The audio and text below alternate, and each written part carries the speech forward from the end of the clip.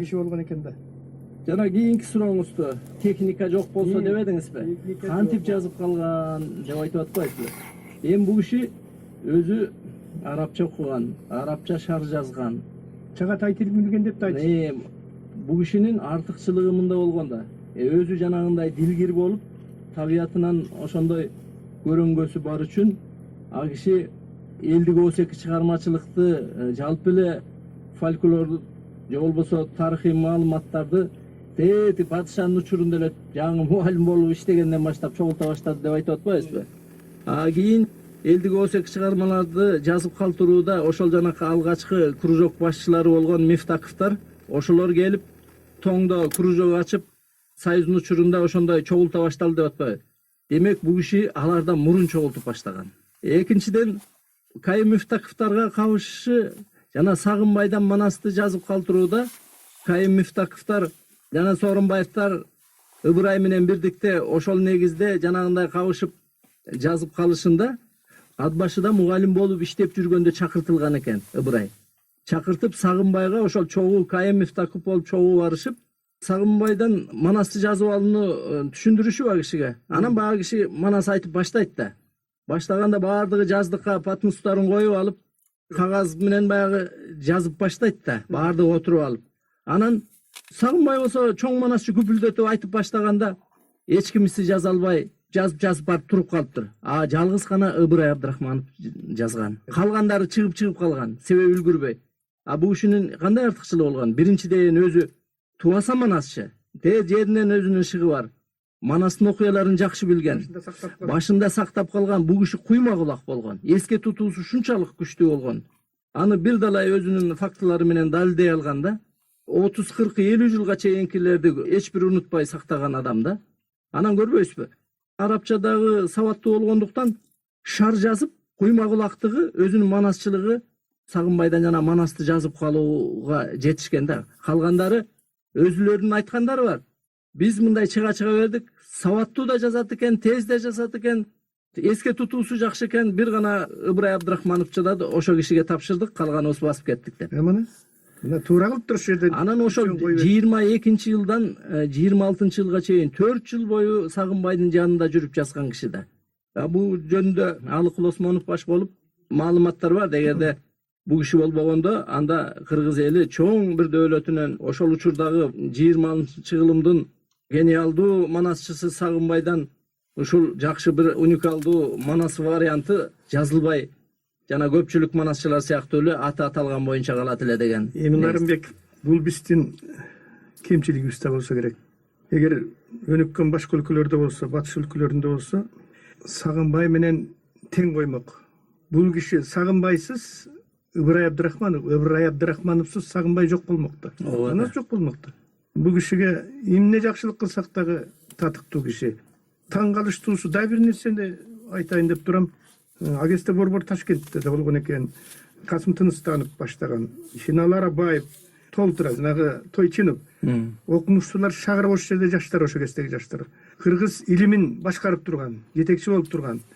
Эмне үчүн Ыбырай аралашкан эмес? Эмне үчүн Ыбырайды кошушкан эмес? Ыбырай аралашкан деген сөз, алар жанагы Манасты жазуу боюнча ошол борборго чакырткан Сагынбай менен Ыбырайды. Буларга эчак тапшырма берилгенден улам Манасты жазуу темпи кандай болуп атат, кайсы жерине келди, эмне болду деген негизде чакыртып. Эми буларды жазууда шарт түзүп берип башташкан. Бирок чын-чынына келгенде кийинчерээк каралбай калганда бул кишилер. Бул кишилердин эмгеги каралбай калган.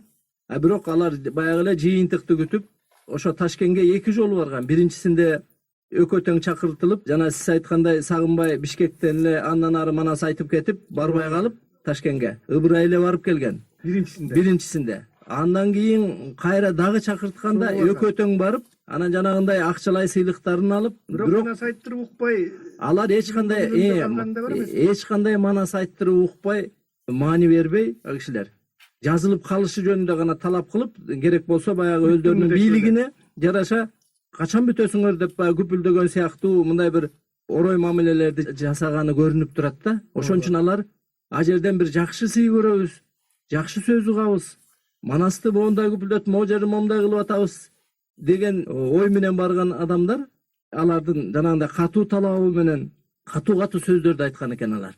Анан ошондон уламанан чөгүп келишкен дагы. Тагы сынып аябай келип, анан кийин ошондон кийин Манасты жакшы айтпай койду деп айтат. Жакшы айтпай, ошону айтып атат. Жакшы айтпай койду, бирок мындай кыска кылып эле эптеп бүтүрүш керек экен деп ошондой негизде бүтүрүп койду деп. Ыбырай аягына чейин болгон Семетейди жазып, андан ары улайбыз деп аракеттенип атып, Сагынбай ооруп калат, мына жакшы болот, ана жакшы болот деп атып, Сагынбайдын көзү өтүп кетет. Кыскасы Кочкордо ат башыда ушул жерлерде жазышкан. Сагынбайды күндүз Манас айттырып, ар кайсы жерге конокко чакырылып, ошо күндүз деле жаза берген Ыбырай. А кечинде барып өзүлөрүнүн иши боюнча баштаганда кээде мындай болгон. Жарыктык, жана эле күндүз момундай айтпадыңыз беле? Азыр момунтип айтып атасыз да десе. Ой, бул деген Манас жаза бер да, сен да Манасчысың, түздөп ошо жерин ылайыгына жараша келтире бер деп койгон. Демек, чоң талант болгон экен да. Жанагындай мен айтайын дегеним, бул жанагы өзүн Семетейчимин деши экен бул киши. Мен Манасчы эмес, мен Семетейчимин. Сагынбай. Мени Семетейдин арбагы колдойт. Мен Семетейчимин деп. Анан Семетейди ушунчалык бир керемет айтчу эле деп Ыбырай Абдрахманов. Анан Семетейге үлгүрбөй жазылбай калбады, карабайсыз. Шарттары болуп тез жазып антип биткенде Сейтеги дагы жазылып калмак экен. Кызык, эмне үчүн ушу Манасчылардын баары эле көбү, чоң Манасчылардын баары мен Семетейчимин деп, Манасчымын дей алган эмес.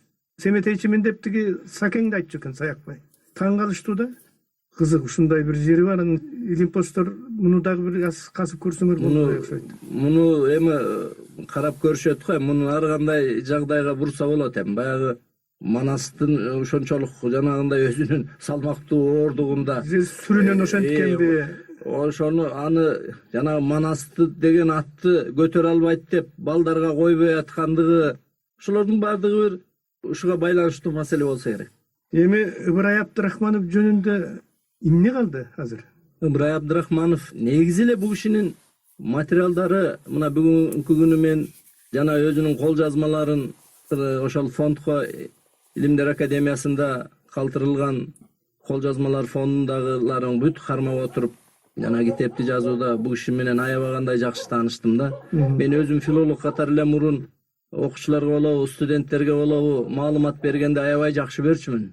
Сиздер Герман Гмайнер окуу тарбия комплексинин мугалими Нарымбек Өскүналиев менен маегибиздин соңку бөлүгүн кийинки дем алыш күнү угасыздар.